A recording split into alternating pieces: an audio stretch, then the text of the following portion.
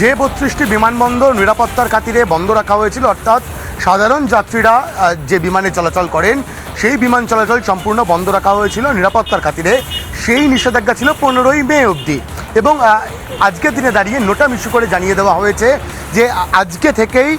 দেশের 32টি বিমানবন্দরে আবারও বিমান পরিষেবা চালু করে দেওয়া হবে।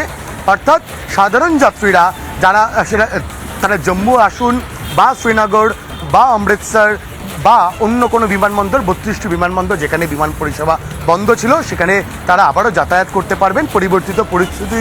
খতিয়ে দেখে। কিন্তু পরবর্তী ক্ষেত্রে সিদ্ধান্ত নেওয়া হবে যে আবারও বিমান চলাচল বন্ধ রাখা হবে নাকি যে বিমান পরিষেবা চালু করে দেওয়া হলো এই পরিস্থিতিতে দাঁড়িয়ে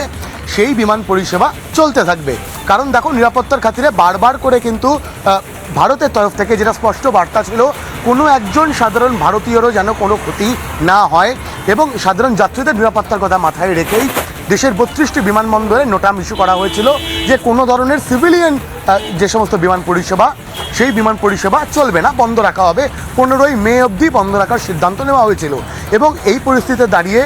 কিন্তু আজকে নোটাম জারি করে জানিয়ে দেওয়া হলো যে আজকে থেকেই ইমিডিয়েট বেসিসেই কিন্তু প্রত্যেককেই 32টি বিমানবন্দরের প্রত্যেকটি থেকেই যাত্রীবাহী যে বিমান পরিষেবা সেই বিমান পরিষেবা আবারও চালু করে দেওয়া হবে।